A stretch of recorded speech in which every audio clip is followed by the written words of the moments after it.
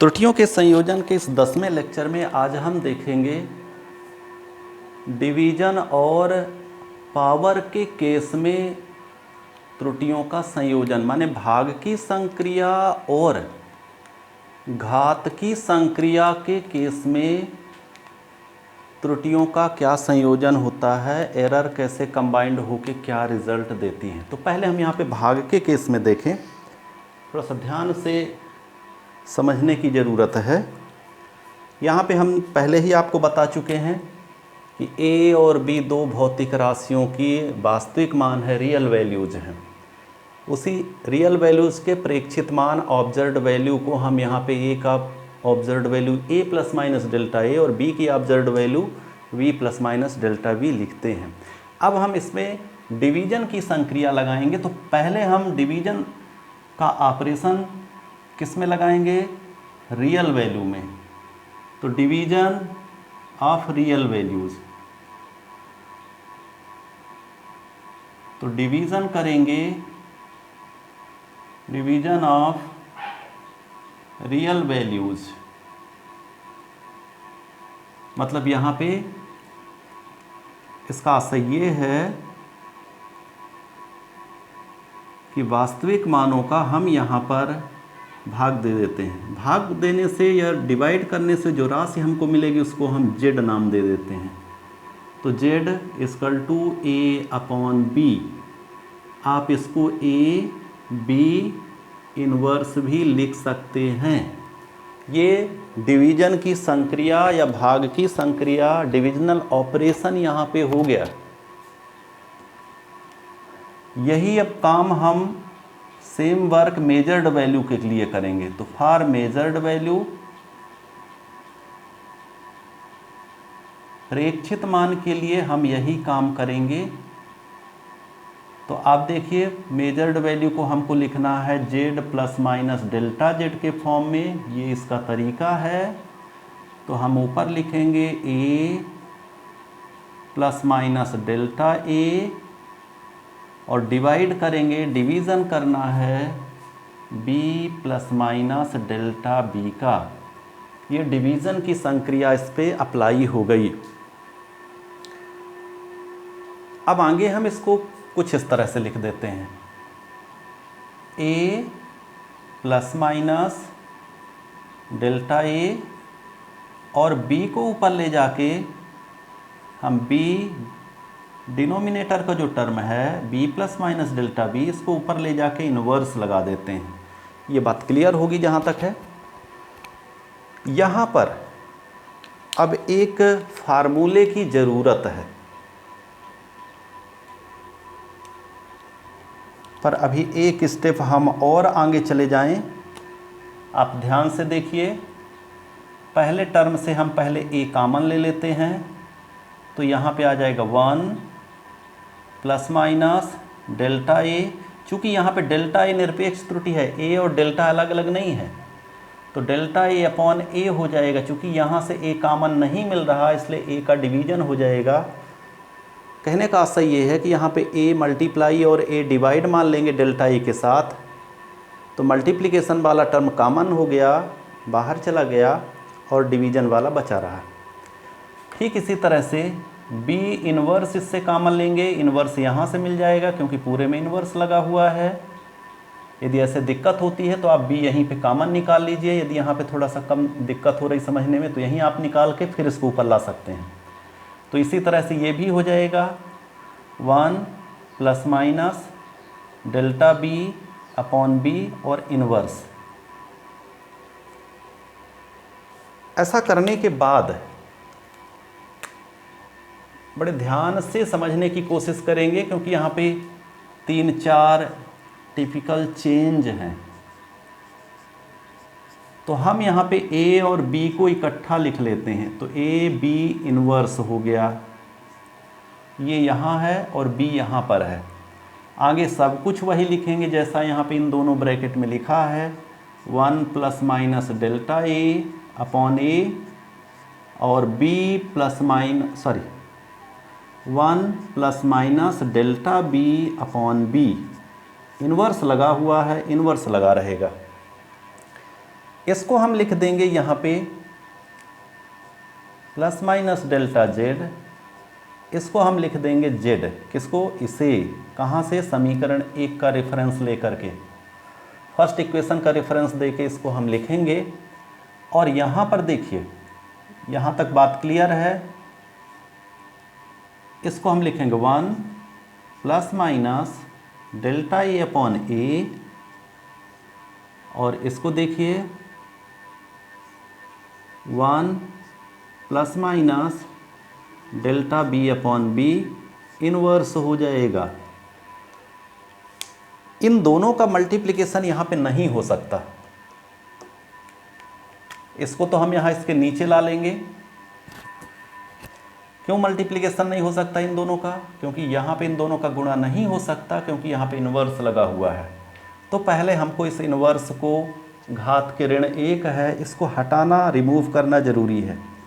तो इसको रिमूव करने के लिए हम यहाँ पे एक फार्मूला यूज करते हैं, उसको हम बाइनोमियल फार्मूला बोलते हैं। तो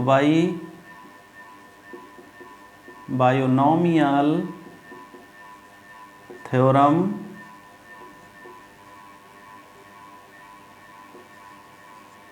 ये होता है 1 plus x raised power n is equal to 1 plus N x. कब?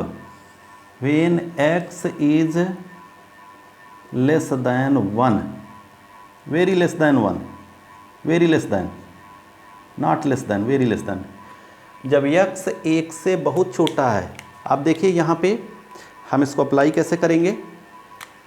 ये फार्मूला है, इसको ध्यान रखना है। यहाँ पे 1 के प्लेस पे 1 है, बीच में साइन है, और x के प्लेस पे डेल्टा बी अपॉन बी है। डेल्टा बी एब्सोल्यूट एरर है, निरपेक्ष त्रुटि, और b जो है रियल वैल्यू है। तो एब्सोल्यूट एरर का जो मान होता है, निरपेक्ष त्रुटि का जो मान होता है, ऑलरेडी बहुत कम होता है, और b वास्तविक मान है वो काफ़ी बड़ा होता है। तो जब छोटी राशि में, बहुत छोटे सी वैल्यू में किसी बड़ी वैल्यू का डिवीजन करेंगे तो ऑलरेडी ये मान 1 से बहुत कम आ जाएगा। इसलिए यहाँ पर ये फार्मूला पूरी तरह से सेट हो जाएगा। इसको ध्यान रखना है और अप्लाई करना है, क्योंकि ऐसी कंडीशन कई बार हमको मिलेगी फिजिक्स में। तो हम इस फार्मूले का कई जगह, कई प्लेस पर यहाँ पे यूज़ करेंगे। तो आप यहाँ पे अब हम क्या करेंगे, तो हम अब इसको लिखेंगे थोड़ा इस साइड, अब हम इरेज करके हम इसको लिखते हैं।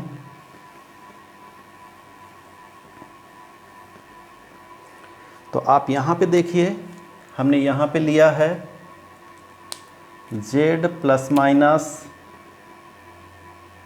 Delta z। ये z आके नीचे डिवाइड हो गया, कई संक्रियाएं हो रही हैं, आप सब ध्यान से देखते जाएंगे।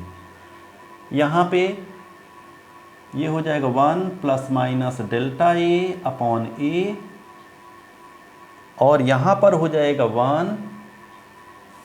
आप देखिए यहाँ पे n जो है ये यहाँ पे आ गया x के साथ, राइट हैंड साइड में ये जो एक्सपोनेंट n है वो x के साथ मल्टीप्लाई हो जाता है, अर्थात ये -1 यहाँ मल्टीप्लाई हो जाएगा इस फार्मूले के बेस पे, क्योंकि ये फार्मूला यहाँ पे पूरी तरह से सेट कर देना है। तो ये हो जाएगा 1 प्लस माइनस -1 और डेल्टा बी अपॉन बी, इसको हम करली ब्रैकेट दे देते हैं अभी। इस तरह से ये टर्म बन गया इस थ्योरम के, बाइनोमियल थ्योरम के यूज के बाद। लेफ्ट हैंड साइड को भी देखते चलें, तो z upon Z 1 plus minus delta z upon Z is equal to, यहाँ पे हो जाएगा 1 plus minus delta A upon A, और ये हो जाएगा 1। इस माइनस का मल्टीप्लाई होगा तो ऊपर वाला साइन प्लस माइनस माइनस हो जाएगा यहाँ पे, और फिर ये जो है माइनस माइनस प्लस हो जाएगा। लेकिन हम आपको रूल बता चुके हैं कि जब प्लस माइनस दोनों साइन हो तो आपको प्लस को ऊपर और माइनस को नीचे ही लिखना है। चूँकि दोनों साइन, दोनों चिन्ह यहाँ पे एडजस्ट कर रहे हैं, इसलिए यहाँ पे अब हम प्लस को ऊपर और नीचे कर देते हैं, चाहे आप अगले स्टेप में ऐसा करके लिख लें। तो इस तरह से, तो अब इन दोनों का हम यहाँ पे मल्टीप्लिकेशन कर देंगे। मल्टीप्लिकेशन करेंगे तो 1 का मल्टीप्लिकेशन करिए, तो 1 अब डेल्टा ए का यहाँ करिए 1 में, तो डेल्टा ए अपॉन ए। अब इस डेल्टा बी का इधर करिए, तो यहाँ पे हो जाएगा plus delta B upon B, और sorry plus minus, then plus minus delta A upon A और डेल्टा बी अपॉन बी। ये ऐसा ये टर्म बन जाएगा मल्टीप्लाई करने के बाद।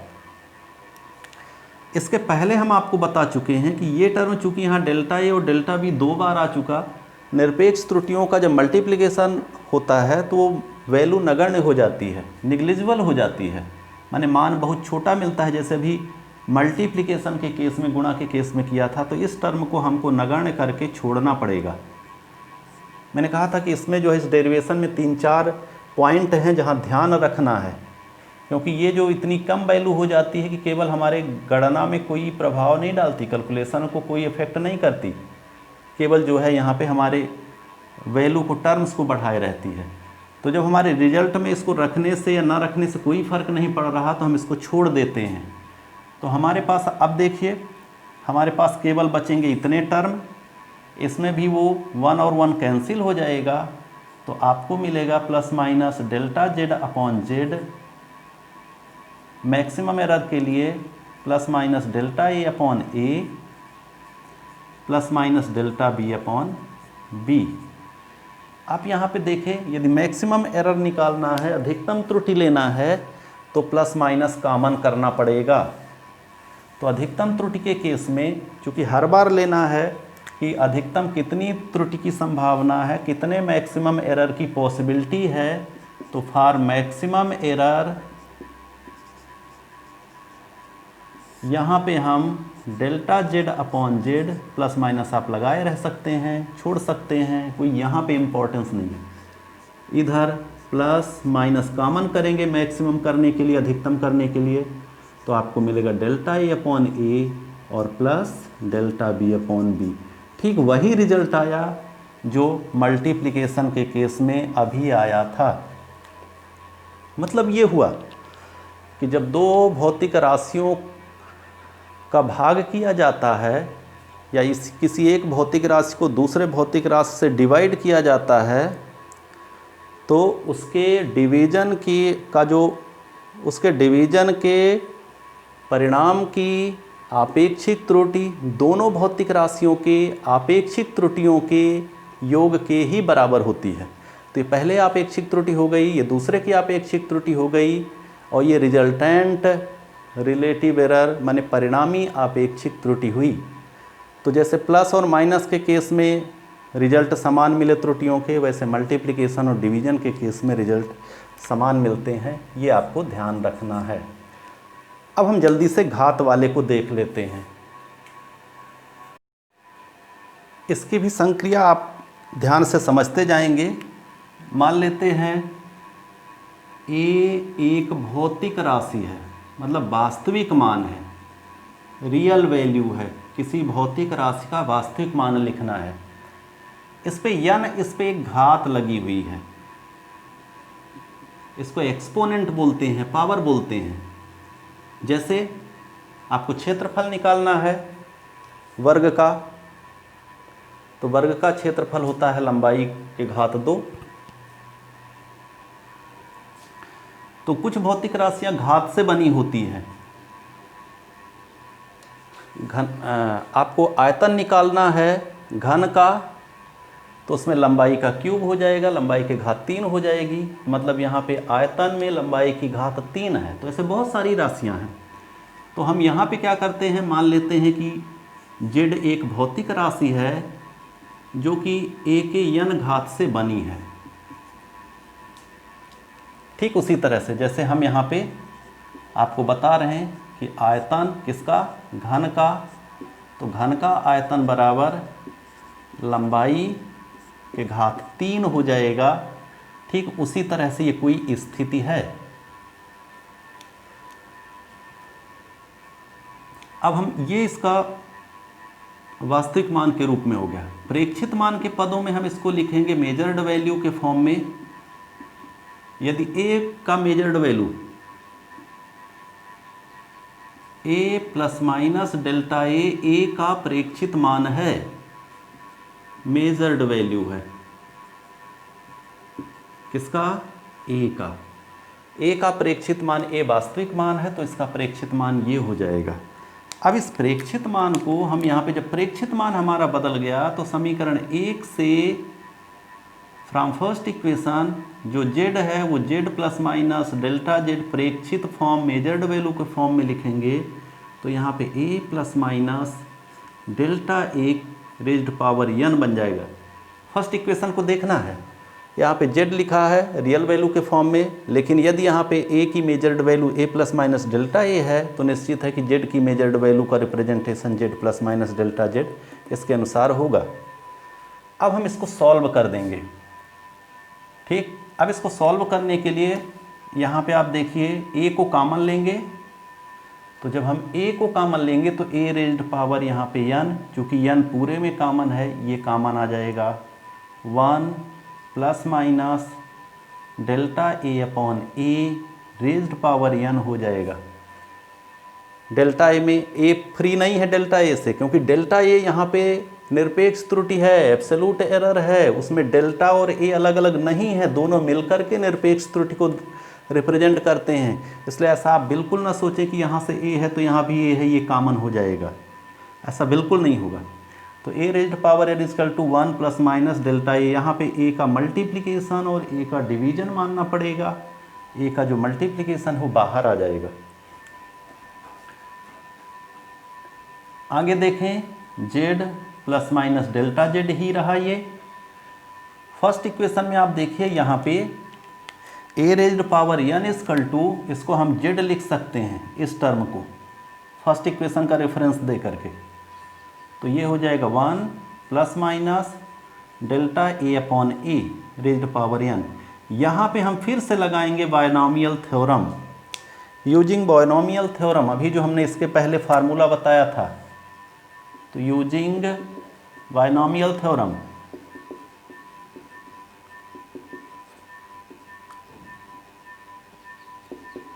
Theorem 1 plus x raised power n equal to 1 plus N x, ये अप्लाई करना है इस प्लेस पे। तो इतना अप्लाई करने के बाद अब ये देखें कि क्या आता है रिजल्ट। तो यहाँ पे आपको रिजल्ट मिलेगा, इस z को नीचे कर देंगे तो z plus minus delta z upon z, ये z लेफ्ट हैंड साइड में गया, डिनोमिनेटर हो गया 1 plus minus 1 plus x raised power n 1 plus N X, जो एक्सपोनेंट है यहाँ पे मल्टीप्लाई हो जाएगा, तो n delta a upon a, इस फॉर्म में ये हो जाएगा। आगे यहाँ पे z और z 1 plus minus delta z upon z is equal to 1 plus minus n delta a upon e, जैसा लिखा है वैसा हम लिख लेंगे, 1 और 1 कैंसिल हो जाएंगे, तो ये रिजल्ट आ जाएगा delta z upon z is equal to n delta a upon a। Plus minus आप लगा रहने दें चाहे ना लगा रहने दें, एक ही टर्म है, कोई फर्क नहीं पड़ने वाला है। कहने का मतलब ये है, ये इसका रिजल्ट हो गया कि जब किसी फिजिकल क्वांटिटी में, किसी भौतिक राशि में घात लगी होती है तो उसके मापन की जो आपेक्षिक त्रुटि होगी उस भौतिक राशि के आपेक्षिक त्रुटि के घात के गुणनफल के बराबर होती है। उस भौतिक राशि के आपेक्षिक त्रुटि और उस पर लगी घात के गुणनफल के बराबर होती है। ठीक, मतलब ये हुआ कि यहाँ पे if any physical quantity have exponent then the resultant relative error is equal to n times or exponent times of the relative error of physical quantities. तो ये इसका रिजल्ट हुआ। आगे चल कर के हम इनसे रिलेटेड कुछ क्वेश्चन देखेंगे। बस। तो अभी आपको ये सारे इक्वेशन, सारे डेरिवेशन ध्यान रखना है।